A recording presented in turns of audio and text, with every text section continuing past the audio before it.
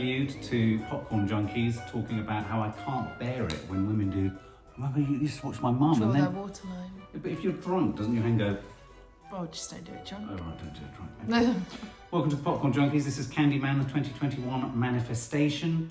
Obviously a remake or a revisit of the original Candyman in 1992 that everyone gets very excited about and goes, God, Candyman, Candyman, do you remember Candyman? And as even Yahya Abdul-Mateen himself said, none of us really know why we all go Candyman. Yeah, because no, the first film was... remember it. Yeah, but people don't really have a memory of it. People don't really see it as a majorly important film within... Well, he kind of said, like, we remember all of the kind of, like, stereotypical famous bits from it, but nobody remembers the plot or the story. No, exactly. And in fact, I would argue, and I think what's kind of refreshing about this new film, the original film, which was based on a Clive Barker story, interestingly, called The Forbidden, the Candyman, or the ghost, or the malevolent beast in it, is basically, he's a dead artist and son of a slave. It never really, I don't think, meaningfully explores that sort of black, historic, negative heritage, if you know what I mean. Instead, all it presents is a sort of slasher horror, and that just happens to be the backstory of the Candyman. And at the screening, you're not going to believe this, but we had Yahya himself, and I thought it was really good. He did a Q&A at the end of it, and we'll talk about that in the review later, but I thought he gave us some really nice context to what the director was doing. So the new version is directed by Nia DaCosta, a female black director, and she now has the accolade of being the first ever black female director to have a film at #1 in the box office. Oh wow. Last weekend. That's really crazy. That's massive. That's a massive change. It's produced by Jordan Peele, and I think in many ways, whilst Nia DaCosta is very much a part of how this film feels, looks, the tone of it, Jordan Peele's interest is in sort of using horror to resituate the race debate in America and in culture. So this is essentially, this stars Yahya Abdul-Mateen as an artist, and he's sort of drawn into, due to the gentrification, isn't it? They're doing this thing to this neighborhood, and he starts to sort of inquire into the local history, and then he sort of inadvertently, with the chap in the dry cleaners, desperate for some inspiration, looks into the kind of heritage of the area that he lives in. It's being gentrified. In itself, a political statement about sort of principally black areas of America, given a sort of, white middle class sheen, and suddenly it's all allowable and permissible. And what we get in this film is essentially Yahya contorts through a series of, what would you say? Does he get possessed? How does it work? Yeah, it's kind of like I'd say it's kind of like a possession, isn't it? Yeah, and obsession. Yeah, possession, obsession. Because he gets obsessed with the story. He does. And he's an artist. And what I liked about this film was it was very much parked within the world of pretentious art. Yeah. The art agents, the art gallery owners, the critics, all that sort of stuff. Everyone's a bit po-faced and a bit doubtful about whether saying Candyman 5 times really is the thing that it's going to be. We all know, because we've all known that there's another film. We know that it's going to be disastrous. And so we have a process of, there's a number of deaths in this film. We'll get to the ethnic complexities of the film and the subtext of the film later. Having established that there's this chap wandering around putting razor blades in sweets. Yeah, that's quite What's that about? evil. I was getting the child catcher and Chitty Chitty Bang Bang vibes. Oh yeah. But in a weird way, even in the presentation of this character who was putting, that awful moment when the boy's in the... Oh yeah, he comes out the hole. Yeah. Was the boy him? Was the boy Yahya? No, the boy was the guy in the laundrette. Yeah. And he sees him coming out of that hole in the with the candy. Yeah. I found that scene really upsetting though, because obviously then, the kid screams and then the police come down and they kill him on the spot, and then we find out that he was actually innocent. He wasn't the one giving the razor blade candy. That's right. He could have helped his cause by not climbing out of a room. Yeah, no, he was still a bit weird, obviously, but the fact he was killed and beaten on the spot and all of that, I found that so upsetting. And it comes back to the whole police brutality. And it does, and that is threaded through this, is the sort of the role that the police and the role that white people have in managing the myth, if you like, of black people. Especially black people. And I thought Yahya, the actor, the star, was really interesting in this about, there are black people who've died or been killed at the hands of the police or whatever, they may have a dubious past or background, but that A, doesn't justify killing them. Exactly. And B, it doesn't explain why or what the conditions were and what they did before was. Yeah. And C, what I think is really good about this, and I think the first one really didn't engage with this, you know, how would, say, George Floyd feel if he came back and could do whatever he wanted to do? I'm sure when he said that was really powerful. It was so powerful, wasn't it? And I thought, at that point, well, why would he be kind and understanding and tolerant to the police that killed him? Yeah, there would be an anger to this, if you like, dark and twisted monster or ghost of a black person. And I think this is what's really clever about this film. This film at the end flips that whole thing on its head. Yeah. It flips the Candyman, the thriller, the monster. It flips the monster concept on its head. But also I thought it was powerful with the whole, you know, talking about when a black person has been brutally murdered by the police or there's been some form of injustice, the way everybody then like searches for all the bad stuff that they've done in the past to justify their death. That's not something people do when a white person does like that. Like, it's almost like, oh, let's just make the whole situation less upsetting and easier for us to deal with because they used to they used to do this. They killed a person in the past. They did all of this. And it's like, yeah, okay, maybe, but like, you don't have to be. Also, sorry, this also comes to like a lot of people saying this around when, you know, we lost the football match and everything, and how everybody was saying it's not like for black people they don't have to be like a hero and a perfect person for them to be treated like a decent human being. Like, so it's like when it comes to a black person, it's like, oh, they have to have never done anything questionable. They have to be like this angel hero for them to be treated with respect, and it's very true. And it's a ludicrously impossible hurdle to jump or maintain. So again, you know, rich pickings here, because it's using the idea of a gentrified neighborhood, it's using the idea of how a black man, Yahya's character, is essentially being used and exploited by the art world. You know, they kind of wanted his ethnicity and skin colour to inform his art in a way that was... They didn't want what he corporate. Yeah. And so in a weird way, I thought this was as much, although it's a film about race, it's a film about police brutality, injustice, it's also a film that I think really slams the art world and slams middle-class white America. And yet manages to do it in a way that's quite inclusive too. And I'm thinking there of like the gay couple who are their friends. When Candyman started to sort of kill people, you're a horror fan. Yeah. This was quite this is quite a scary film. Yeah, I mean, we jumped a lot in the cinema. Like, there were very many jump scares. It was very gruesome. But they also took like the scares and the horror in it all was really clever. Like, it didn't feel like most horrors where they're doing this to jump scare you. And they had like a lot of scenes where it was more unsettling than it was horror. Like, one of the scenes that unsettled me the most was when he was looking in the mirror and his reflection. Pleased you mentioned that. Yeah, and his reflection was Candyman. I thought that was one of the most powerful scenes. Yeah, but it was so scary because like nothing happened.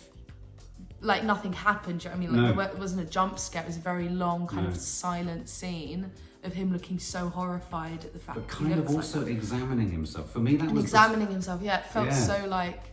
And I also thought that was a really nice play on like derealization, and for some people as well, because it was like, it just showed that horror and kind of not recognizing yourself, and then I thought Yahya Abdul-Mateen did a brilliant job of, there was a psychosis at work, and you know that idea of a multiple personality disorder.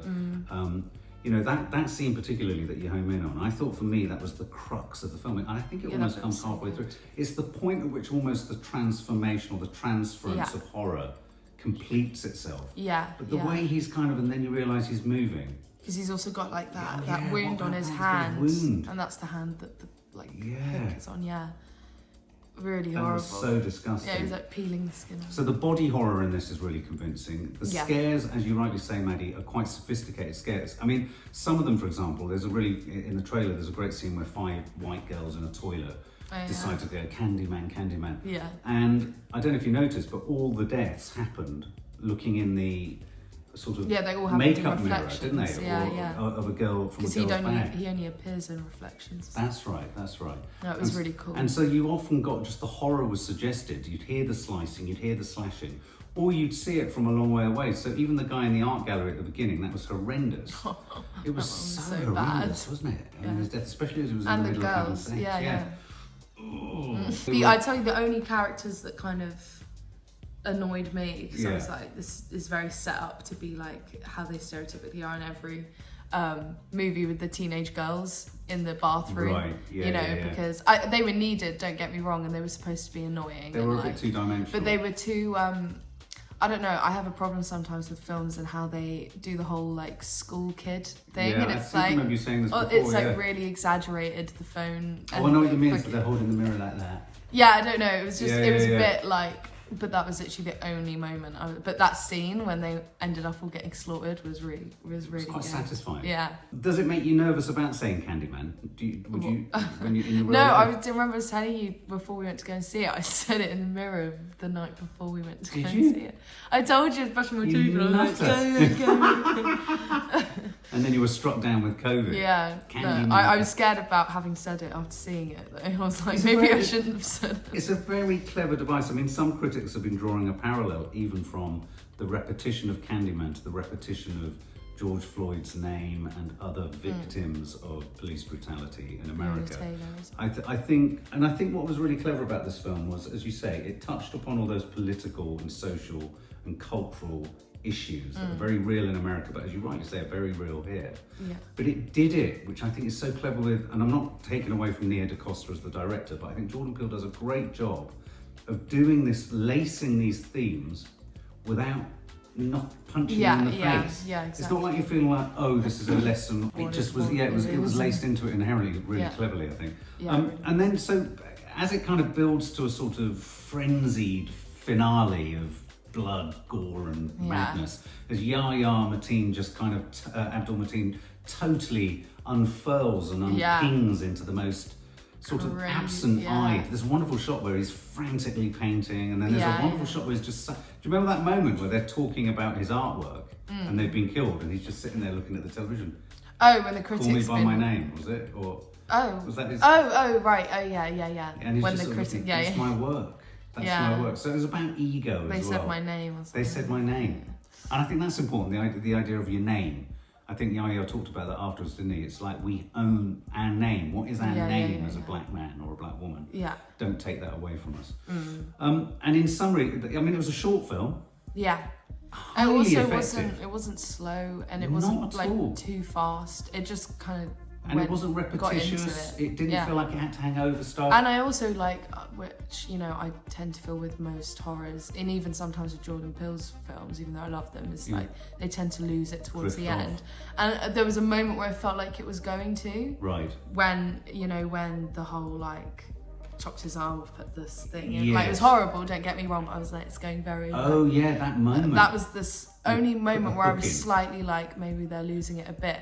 But then the ending I thought was so powerful, and he was walking around the car with all the different faces of all of the Candymen, and then like all the wasps on the face. I thought the ending was really powerful, which I usually don't feel, especially in horror films. It really was. And if you think the bees and the swarm, and did that come from in the folk tale or in the story? Was it that they put honey on his face and they killed him, or they stung him to death or something? I think there's some connection. But you're right. There's a shot, and it's in the trailer, where he walks around the back of the car. Yeah. His girlfriend is in the car. The police are trotting out the line about how they called it upon themselves as black people. Your partner was this. Sort of trying to frame them and trying to do that whole thing that white policemen can do. And then you're right, he comes out, and for me, this was the most crucially radical point in the film, because at this point where the Candyman / Yahya / Tony Todd from the first one, they brought him in at the end there, didn't they, for that shot where it was the original Candyman. Yeah. I thought that was clever because they were collapsing many identities of many dead black people into one. Yeah. And of course, then the Candyman, the monster in the first film, becomes Candyman, the freedom fighter. Yeah. Because he actually kills on behalf of someone he loves. Yeah, yeah. And that sort of reinvigorates the myth of brutalized murdered black people. Yeah, yeah. Thank God. I know. And I thought that for me It was really powerful. And that was really powerful. Yeah. So he was kind of like a hero. Yeah. But he's just But they managed to keep misunderstood. it a No, it's horror. like a misunderstood yeah. villain. So they kind of really characterised him like that. They gave him sort of depth, and obviously he's always had a backstory, but I felt the backstory just made it really rich. Yeah, really I mean, meaningful. even like they said after the film, the Q&A, like the backstory never carried through from the original. No, never did. Nobody remembers that No, it's just passed over. part of it. And they make the backstory centre stage. But then they did it with this one centre stage, but without being like, this is a film about Yeah. this. Exactly. Like, it was very Well, clever. let's sum up and score it. So how would you sum up? Okay, so I'd been really excited about this film for the longest time. Yeah.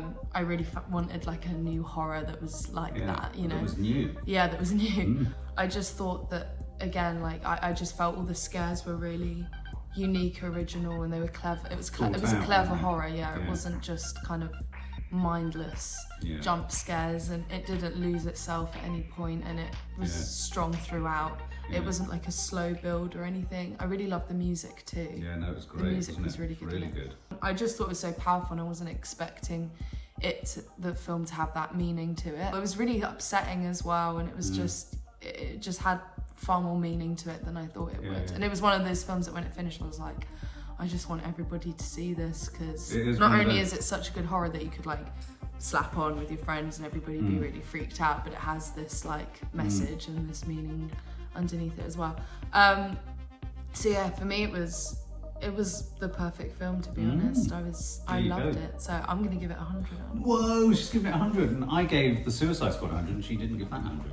Okay, I totally agree with everything you said. I think what made this head and shoulders above any other horror film was every single moment of gruesome horror was more inventive than the one before. Yeah. It was punctuated with moments, and I have to say, Yahya Abdul-Mateen defined those moments within just a 90-minute film where it stopped, it slowed down, and you felt his internal madness. Yeah, that was something I really liked as well, because I feel like with so many films where it's kind of set around the character going insane, they always don't quite get enough of it. Yeah. You know, like with Venom, it's like you're not quite crazy and like, You're not exactly at the edges. But with this, I felt they really let him just. Yeah. I really believed his. Well, because also craziness, his craziness insanity. was both one of a because often in films that kind of internal craziness just becomes a frenzy of attack. Yeah. But Whereas this was a frenzy of internal attack. So there would be scenes of great silence, like when he was watching stuff on telly. He was becoming, as you said, disassociated. Yeah, I just and they presented that well. I thought it was just a really clever depiction of mental health, because also it's not like mental health has to be this big exaggerated like now I'm going to destroy everything. Yeah, with a hook. It can just be that you're sat there staring at something for ages and not saying anything. And I thought that they did that really well, and they really let him take that. Yeah, so it really is. It's a real joy that in a horror film you get quite a nuanced and layered performance by the central character. All the support characters, the gay couple, really progressive portrayal of a gay couple. And some good laughs in there. Gay. Yeah, and good laughs in there as well. Good laughs with them as well. Really nice riffing on the whole art world. You remember that scene where they're sitting with the new art agent and he says, I'm sure he would die to get his hands on you. And then he says, oh, of course he has. Yeah. Just, really nice kind of intelligent humour. It was fun. But enough in there that if you just like a good horror film, it will keep you, you'll be dragged to the next murder, the next murder. And then I felt that this twist of a message at the end that isn't too heavy-handed, there was a lightness of touch to it. And I have to say, neither of us have really mentioned it, we love a film I know we have a similar type of camera work that we like. And this reminded me at times of that camera work in things like Cloverfield, that it had a richness to colour, but it wasn't pop video-y, it wasn't surface. Yeah. So I would give it... That happened to me yesterday on the bus, and then at Patrick's. Oh, it's so annoying. Everyone put your masks on. You're going to have to get out of this quickly. I did say Candyman 5 times just before I did this. This is him getting me. Yeah. I would give it 100 out of 100. I thought it was a perfect. I'm pretty sure Kiki would have given it 100 out of 100. I think so too. She loved it. Yeah. Perfect film. Perfect horror film. For more film and family fun, don't forget to click the subscribe button and make sure to click the bell to never miss an update.